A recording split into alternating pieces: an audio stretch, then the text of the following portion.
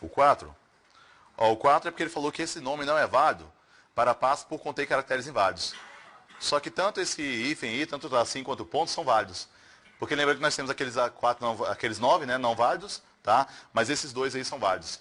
Né? Que geralmente quando a gente quer salvar um arquivo com data, como ele não aceita barra, muita gente usa um desses caracteres, né? Esse tipo de item aí, do 4, é difícil na hora da prova, porque é difícil geralmente lembrar quais são os não aceitos, né, galera? Porque geralmente a gente acaba lembrando que alguns não são aceitos, né? Difícil é lembrar quais são, né? Tá? E ainda para julgar certo ou errado, né? Porque quando é de marcar alternativas, a gente acaba eliminando algumas, né? Tá? Mas é isso aí. Agora, no 2 aí, galera. No 2 ele fala assim, ó, que existe um erro na figura, uma vez que existem duas pastas struts-L dentro da mesma pasta. Isso, errado porque um é normal e a outra é zipada, né, galera? Tá? Então, item errado aí. E no item 3, existe uma pasta lib diretamente dentro da pasta contrib. Qual foi o erro, galera? Isso, o erro então foi diretamente, né? Ó, porque assim, ó, essa pasta lib aqui, ó, ela realmente é subpasta de contrib, né? Mas ela não é subpasta direta. Ela é subpasta direta, porque ela está diretamente dentro dessa de cima, né? Tá? E essa última aqui, lib, na verdade ela não é nem subpasta de contrib, né? Essa última lib aqui é subpasta dessa struts aqui de cima, né? Beleza? Então o erro aí desse item 3 é o diretamente, né? Beleza? Agora, legal. Então ficou bem de bola aí nessa 6. Nesse item 7 aí, cara. Ó, no 7 aí ele coloca o seguinte, ó. Ao se copiar um arquivo de um disco rígido para um pendrive, é necessário realizar a sua compactação. Qual o erro? O é necessário, né? Porque é necessário está colocando como regra, né? Porque geralmente você compacta quando o pendrive já está lotado, né? Tá? Mas então não precisa necessariamente compactar, né? Agora, nesse item 3 aí, cara. No item 3 ele coloca o seguinte, ó. O sistema operacional Windows não aceita alguns caracteres especiais para nomear arquivos ou pastas. E há limite de quantidade do mesmo. Certo, né? Galera, esse item aí foi um item que coube recurso, tá? Só que o SES não aceitou, não sei porquê, mas assim, ó. O início ele fala que o sistema Windows não aceita alguns caracteres especiais para nomear arquivos ou pastas. Beleza, certo aí, né? Mas depois ele fala assim, ó. E há limite de quantidades do mesmo. É porque, assim, cara, o recurso foi porque esse há limite de quantidades do mesmo está concordando com especiais, né? Só que os especiais que ele colocou, ele está colocando que são dos não aceitos, né? Porque dos não aceitos não aceita nenhum, né, cara? Tá? Não aceita nenhum. É porque seria como se aceitasse alguns, né? Desses nós. Só que não aceita nada. Mas, de qualquer maneira, o SES, nessa questão, ele não aceitou o recurso e manteve aí como certo, né?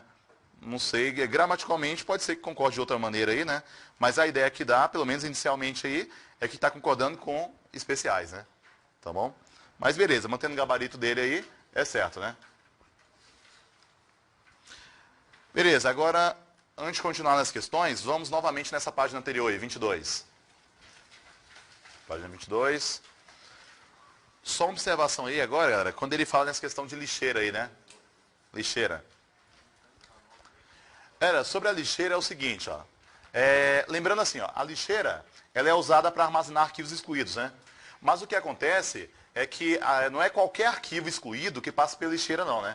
Então a lixeira, ela armazena arquivos excluídos, mas o que acontece é que precisa de algumas condições para esse arquivo passar pela lixeira, né? Tá? Aí o seguinte, ó, as duas condições que irão interessar para a gente na hora da prova são essas duas aí que eu deixei, ó. Arquivos excluídos HD e pelo próprio usuário, né? Então assim, galera, então para um arquivo excluído passar pela lixeira, obrigatoriamente tem que possuir esses dois requisitos. Então tem que ser excluído do HD e pelo próprio usuário. Não adianta ter apenas um desses requisitos, não adianta. Então, obrigatoriamente, deve possuir os dois requisitos, tudo bem? Na prática, tem até mais um requisito também. Na prática, para um arquivo passar pela lixeira, tem que caber na lixeira, né? Porque assim, ó, a lixeira você pode escolher o tamanho, né? Um exemplo aqui, eu tenho aqui a lixeira, botão direito do mouse, aí vou aqui em propriedades. Ó. Propriedades. Aí aqui você pode até escolher o tamanho da lixeira, né? Você pode até escolher o tamanho da lixeira. Então, acaba que se a minha lixeira tem aqui, ó, 4.500 megabytes e eu deleto um arquivo maior que esse tamanho aqui, ela não vai passar, né?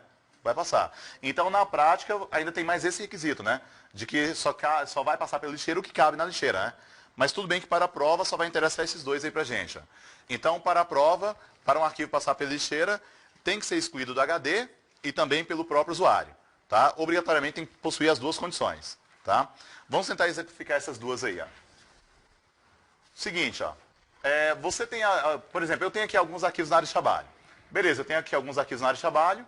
Aí eu, usuário dessa máquina, deleto esse arquivo da área de trabalho. Se eu deleto esse arquivo, galera, ele vai passar pela lixeira ou não? Vai, né? Ó, esse arquivo aqui ele vai passar porque está no HD, né? E foi excluído pelo próprio usuário. Então esse arquivo do PowerPoint, ele vai passar pela lixeira. Beleza? Ele vai passar. Tá? Oi? É o que eu comentei, que na prática, tá, depende do tamanho, né? Só que para a prova ele não cogita esse exemplo. Porque se na prova, se ele cogitasse exemplo do tamanho, obrigatoriamente toda a questão que ele falasse que você ia deletar, ele teria que falar para o seu tamanho, né? E isso ele não faz na hora da prova. Ele só comenta que você vai deletar um arquivo de tal local, né?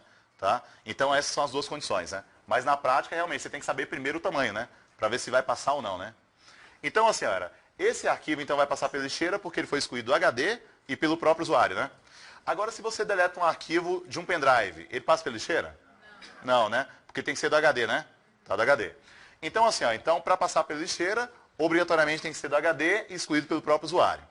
Mas agora vamos pegar o seguinte exemplo. Vamos colocar aqui que nós temos uma rede, né? Pode falar. HD externo? HD externo ele passa pela lixeira. Só que ele passa pela lixeira dele, né? Quer ver? Tentar pegar um exemplo aqui. Oi? Se a pasta é oculta? Não, a lixeira é visível mesmo. É porque assim, olha, quando você deleta... Ele criou um arquivo com outro... Tá. Eu vou comentar aqui, depois a gente tenta mostrar. É porque assim, ó, quando você clica com o botão direito na lixeira, ó, botão direito, propriedades, o meu HD é dividido em 4. Como o meu HD é dividido em 4, ele mostrou as 4 unidades. Tá? Então, cada unidade tem uma lixeira. Por exemplo, a unidade F tem esse espaço da lixeira. A unidade C já é outro espaço. Quando você conecta o seu HD, por exemplo, conectei o HD e meu HD agora é a unidade G. Se for unidade G, quando eu abrir essa caixa aqui, vai mostrar também a unidade G. Então, assim, o que você deleta do HD também passa pela lixeira. Só que a lixeira do HD é móvel, porque onde você tiver com HD, você vai ver a lixeira. Então, um exemplo, se você tem o seu HD e você conecta o seu HD no meu computador, aqui dentro da lixeira eu vou conseguir ver os seus arquivos excluídos. Né? Aí se você desconecta e leva para o seu computador, né, vai estar a lixeira. Então, como o HD externo é um HD normal, de computador, a única diferença é que você está usando ele como um pendrive, né? Tá? Então, por isso que ele também passa pela lixeira, né? Tá? Então, continua esse requisito. Tá bom? Então, é o seguinte, ó. Então, para passar pela lixeira, tem que ser excluído o HD e pelo próprio usuário, né? Agora, vamos colocar que cada um tem uma máquina aqui, estamos em rede. Só que assim, dependendo da configuração da rede, pode acontecer em você, usando a sua máquina, conseguir visualizar arquivos de outra máquina, né? Tá? Então, isso é possível em rede. Só que aí vamos colocar que você, usando o seu computador, você deleta um arquivo aqui da minha máquina. Se você, usando o seu computador, deleta esse arquivo da minha máquina, esse arquivo vai passar pela sua lixeira? Não, né? Por que ele não passa pela sua lixeira, galera? Isso, porque não foi excluído do seu HD, né? E ele vai passar pela minha lixeira? Não, né? Não vai passar por minha lixeira, por quê, galera? Isso, porque não foi o próprio usuário que excluiu. Então, por isso que, na hora da prova, quando ele comenta em arquivo excluído da rede, ele sempre vai comentar com exclusão definitiva ou exclusão permanente, né? Tá? Justamente porque se você exclui de outra máquina, você vai perceber que ele não passa nem pela sua lixeira e nem pela lixeira do outro usuário. Só que não passa pela lixeira de nenhum dos dois, porque não tem as duas condições para nenhum dos dois. Por exemplo, você deletou esse arquivo da minha máquina, não passou pela sua, apesar de ter uma condição, foi excluído por você. Mas não tinha a condição de ter sido excluído do seu HD, né? E ele não passa por minha lixeira, porque ele teve uma condição, estava no meu HD, né? Mas ele não foi excluído pelo próprio usuário. Então, por isso que não adianta apenas uma condição. Então, obrigatoriamente, tem que ser as duas, né? Então, na hora da prova, falou de arquivo excluído de outra máquina, ele sempre vai chamar de exclusão permanente. Tá? Então, justamente porque não tem as duas condições para nenhum dos dois usuários, né? Tudo bem? Assim, aqui eu coloquei esse exemplo de cada um usando o seu computador, mas você vai perceber que essa ocasião acontece mesmo quando é a sua máquina, quando tem contas separadas. Um exemplo, vamos colocar que você tem no seu computador 4 contas. Aí, como você é usuário e administrador da máquina, você consegue olhar os arquivos das outras contas. Se você deletar um arquivo de outra conta, né, você vai perceber que cada conta é como se fosse um computador diferente. Por isso que quando você deleta arquivo de outra conta, esse arquivo você não encontra na sua lixeira, porque não passa, tá? E também não passa pela lixeira do outro usuário. Então é por isso que quando você exclui de outra conta na máquina, eu uso esse mesmo exemplo, né? Porque para o Windows, cada conta, ele considera como se fosse uma máquina diferente. Tá? Então é por isso que esse mesmo exemplo aqui entre máquinas é o mesmo exemplo que você percebe na prática entre as contas do Windows, né? Beleza? Tá? Então é isso aí. Então, para um arquivo passar pela lixeira, obrigatoriamente tem que possuir as duas condições, né? Então, se ele comenta na hora da prova que você está excluindo arquivo de outra máquina, não importa qual é a outra máquina, ele vai sempre chamar de exclusão permanente, né? Beleza? Então é isso aí. Outra coisa que eu deixei na lixeira foi essa questão aí do Shift Delete, né? Shift Delete, tá? Que até nós comentamos aquela prova aí do STF de domingo passado, né? Só que lá ele comentava que Shift Delete, o arquivo ia para a lixeira, né? E na verdade é excluir sem passar, né? Porque se você pressiona só Delete, pressiona apenas Delete, ele pergunta se você quer mover para a lixeira, né? Mover para a lixeira. Mas se você pressiona Shift Delete, a pergunta aqui já muda, porque ele pergunta se você quer excluir permanentemente, né? Legal? Então o Shift Delete é somente uma das maneiras que você consegue excluir direto sem passar pela lixeira, né? Tá bem?